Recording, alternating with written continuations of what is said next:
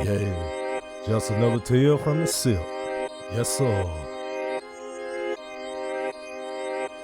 Giving you story after story, everything is true. Some things are kinda scary, so what you gon' do? Cause that's another tale from the Sipp. That's another tale from the Sipp. Sometimes we spit scripture, line upon line, not discussing wickedness, but what is divine. And that's another tale from the Sipp. That's another tale from the Sipp. Yes, sir. Yes, sir. Back again.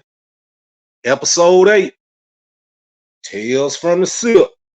Yeah, got a real good one today. This is real scary one right here. Yeah. Episode 8. A visit from death.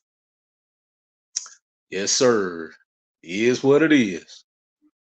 Now, at the time, I was around 20 years old. So at the time, I was selling drugs.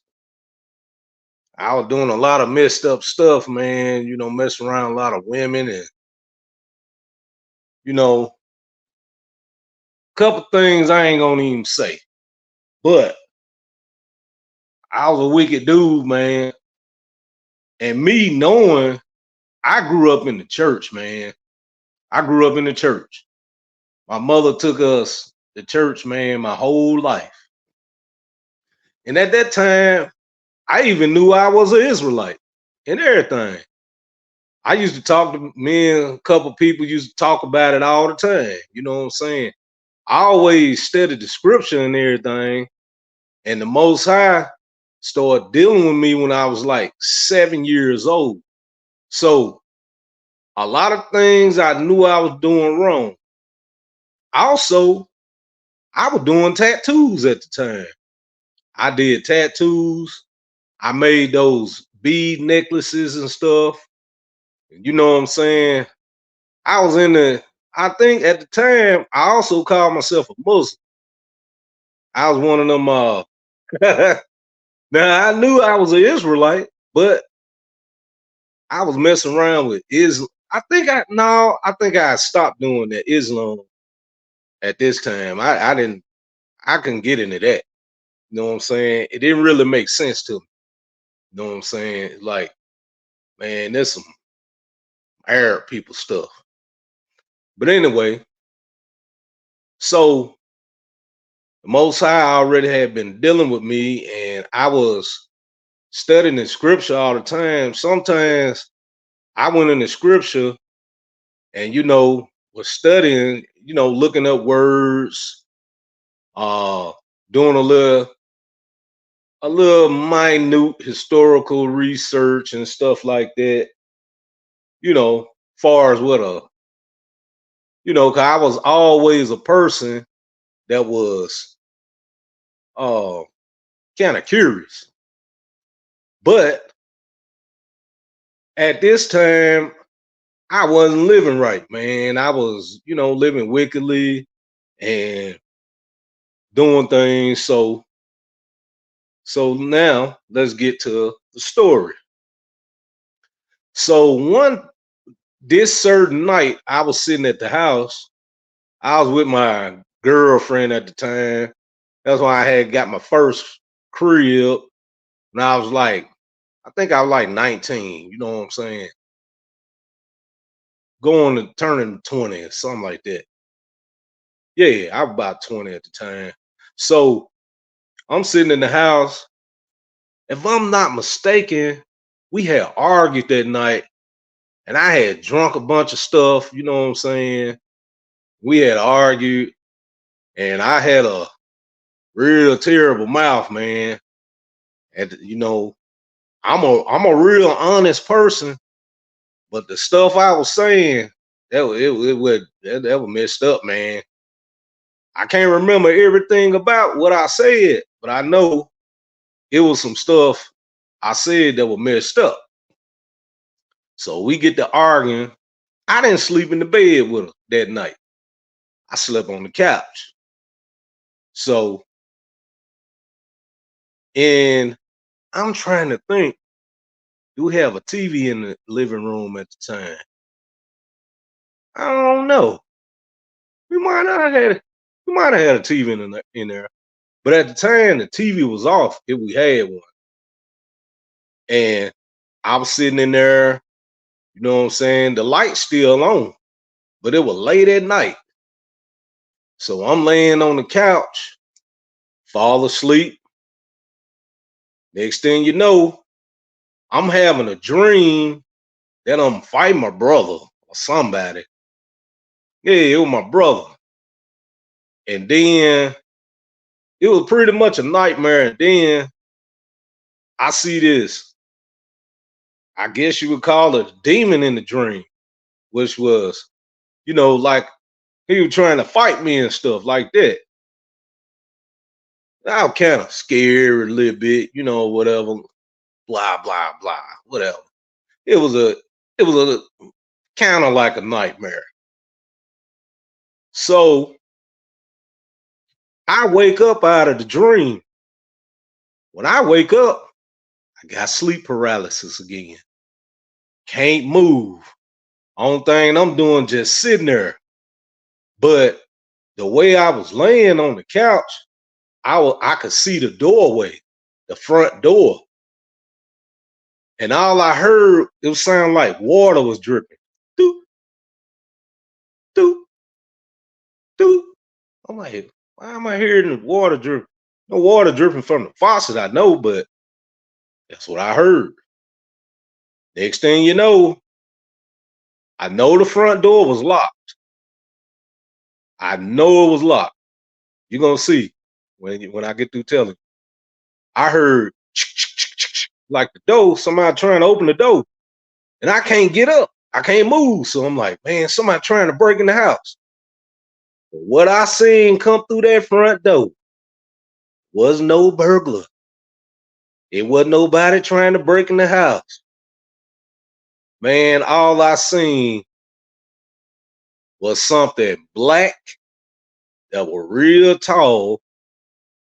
It had a form, but I didn't see any hands and legs and feet and all that and that. The eyes I seen, it was just red like blood, man. Like, you know what I'm saying? And it was wiggling toward me. Like, it was like you know how you got a sheet hanging up or something like that, but it was all black, and all you seen was those red eyes. It had looked like it had looked like it might have had some horns on top of his head. I don't know. But the thing just wiggling toward me. I'm like, oh man, this must be death or something. So it's wiggling toward me before it get to me. I couldn't say anything.